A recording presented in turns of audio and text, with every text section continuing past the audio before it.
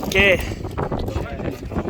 đó đó nó là bé cho cái tiền gì tô bé cho gì tô tạt họ đó bé tôi và nôn chạy được nó bé tôi nôn chạy tạt xin nó con này giờ bé nhớ tôi nó từ là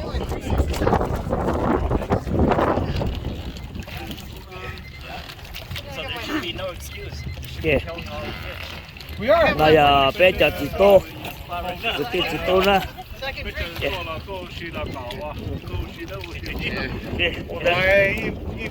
là giờ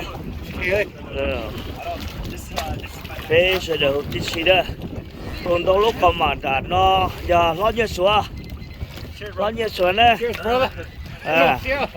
để tôi đã để giờ chỉ để tôi đã để không tôi đã bây giờ chỉ tôi là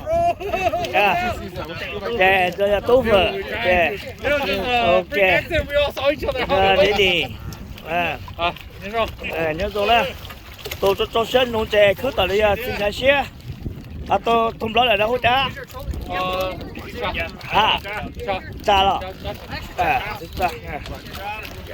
trả bây giờ trả trả đây vật tận xin chào siêu ui du nhớ tụi nhầm quay trả nó đó nó bé tụi trả nó bé ít tụi nhau nó nhá cả xin nó bé có tụi sao nó xuống trong tôi là sẽ một tỏ tất sẽ lấy trong rồi là tôi xin được nó xuống em trong rồi bé tôi xin khó nói đó để bây giờ bố phong bố chán thế đó ok để bắt nó là hồ đen là nó đó ok ok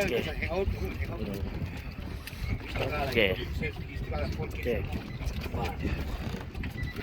I didn't know you guys were gonna be here. That's why I didn't bring it. Yeah. Okay. Nó biết tôi hồ sơ có nó đó. Okay.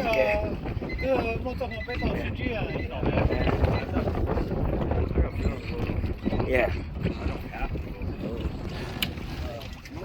Okay. How old are you now, Ben? Cho nằm bi là thà là đập bé à. Ồ. Cái phần này cái nào? Tua xỉa đó là. Ồ, lấy được chưa? Bây giờ nó bắt chụp mấy tôi luôn, chụp bé. Lấy tấm bao xỉa.